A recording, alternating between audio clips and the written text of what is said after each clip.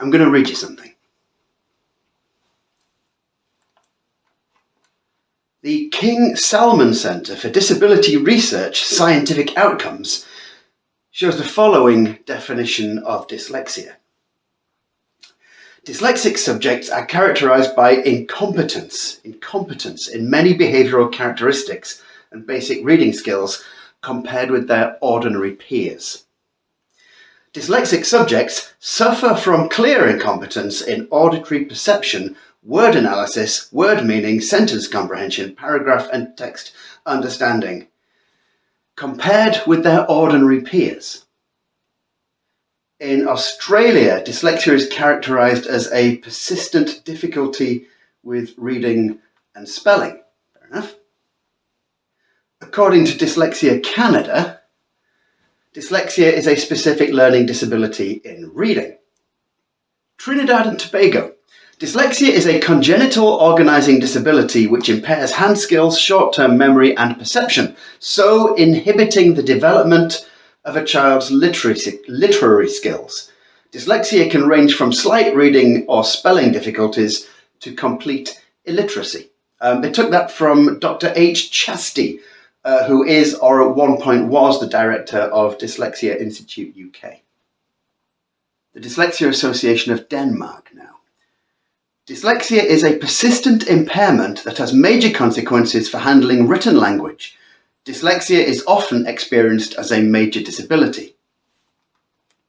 The European Dyslexia Association says dyslexia is used as a term for a disorder that is mainly characterised by severe difficulties in acquiring reading, spelling, and writing skills. In France, APEDIS, the National Dyslexia Support Organisation, defines dyslexia as a persistent difficulty in the learning of reading and the achievement of fluency amongst intelligent children. Hungary. The Dyslexia Association of Hungary says, the first and most important symptom of the development of dyslexia is the mixing up of letters, the most frequent being the mixing up of B and D.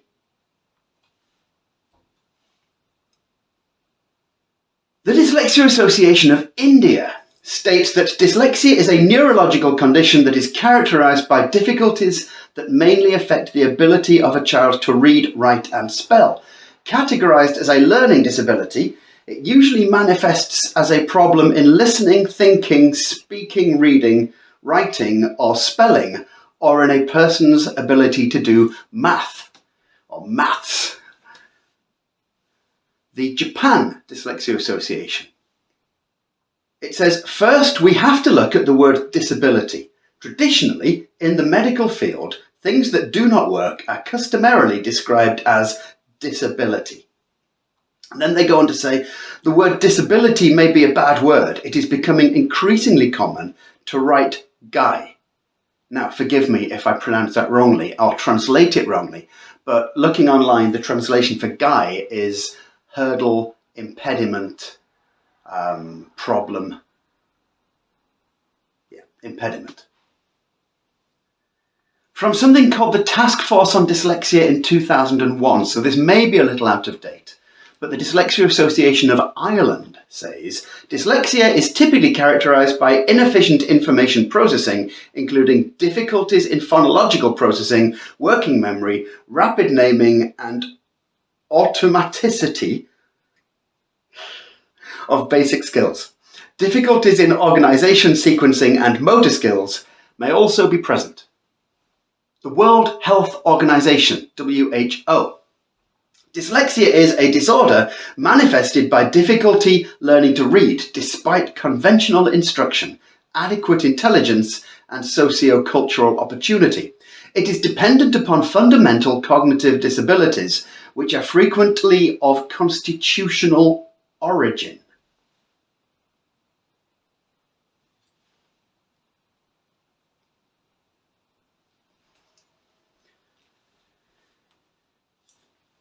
Now in Britain, something that was very, very influential a couple of years ago, and it remains influential today, is something called the Rose Report, so Jim Rose.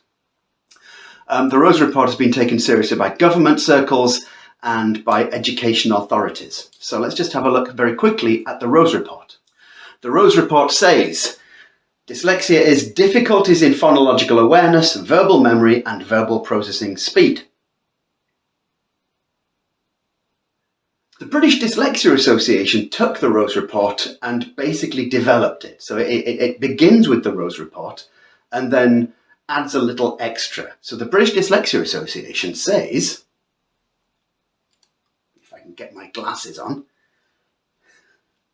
dyslexia is a learning difference which primarily affects reading and writing skills. However, it does not only affect these skills. Dyslexia is actually about information processing. I looked on the website of NASN, the National Association of Special Educational Needs, and they used the Rose Report as well. They didn't use the British Dyslexia Association's development of the Rose Report. They simply seemed to use the Rose Report neat, as it were. The British Psychological Society, however, says dyslexia is when accurate and fluent word reading and or spelling develops incompletely or with very great difficulty. The wonderful Kate Griggs and her organisation Made by Dyslexia, they also gave a definition of dyslexia. Listen to this.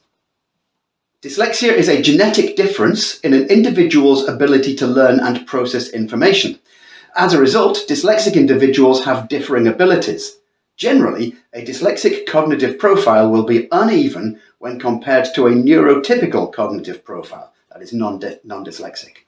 Dyslexic individuals really do think differently. So that's a couple of British definitions. Now let's go across the pond, as they say. The International Dyslexia Association, the IDA, they're based in America. They've got a global reach. They have offices and branches all over the world. But they're an American organisation. They say dyslexia is a neurologically based condition that affects reading accuracy, reading fluency, and spelling. It's an unexpected difficulty in learning to read. The American Dyslexia Association, the ADA, they say dyslexia is about gene conditional assessments transmitted by inheritance in humans. The deficient sensory perceptions are affected by genetic processes in the brain.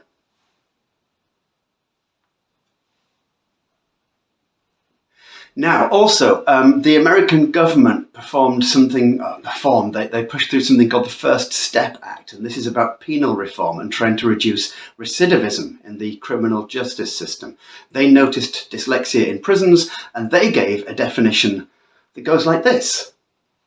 Dyslexia is defined, according to the First Step Act, as an unexpected difficulty in reading for an individual who has the intelligence to be a much better reader, most commonly caused by a difficulty in phonological processing, the appreciation of the individual sounds of spoken language, which affects the ability of an individual to speak, read, and spell. And finally, according to UNESCO, the United Nations Educational, Scientific, and Cultural Organization. This is really interesting. A good way to understand dyslexia is to establish what it is not. It is not a sign of low intelligence or laziness. It is also not due to poor vision. Dyslexia is a common condition that affects the way the brain processes written and spoken language. So variously here we have dyslexia as neurological, biological, congenital, genetic, and constitutional. We have it as developmental, we have it as acquisitional, and we have it as hereditary. And we have it variously described as a disability, as an impediment, as a barrier, as an impairment, as deficiencies, as a disorder, as incompleteness, as a difficulty, as a difference, as an incompetence or a series of incompetencies, and as inefficiency. Now, the reason this is important is that, look, if you're a diagnostician, what are you looking for? If you are a government, or let's say a transnational collection of governments, the European Union, or the World Health Organization, or something, what are you going to try to agree on? if you want to put the right accommodations in place? If you are someone with dyslexia, if you're dyslexic yourself, how do you know what it is that you have? What is this thing called dyslexia? Because no one can tell you. No one seems to agree on it. This is just, by the way, this is just a really quick search through different national organizations, stretching from Saudi Arabia, the King Salman Center, right through to the United Nations, the UNESCO. No one seems to have the same definition of dyslexia. Not only do their definitions of dyslexia differ, but the very core of how they understand it differs. Is it congenital? Is it hereditary? Is it acquisitional? Is it developmental? Is it an impairment? Is it a disability? Is it a difference? Because if people can't agree on this, there is never going to be a coherent, cohesive push to do anything about it. If you're going to have universal testing in schools, if you're going to have universal testing in prisons, if you're going to have universal testing in, I don't know, homelessness shelters, what are you going to test for?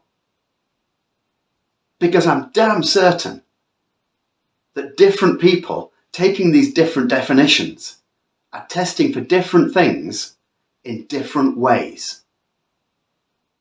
We have to get this right.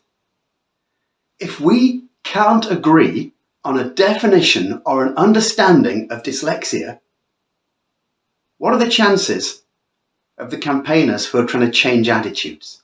What are the chances for the organisations and the governments who want to put accommodations in place? And what are the chances for the kids who have just been told they're dyslexic? What are we going to tell them we mean when we tell them they're dyslexic?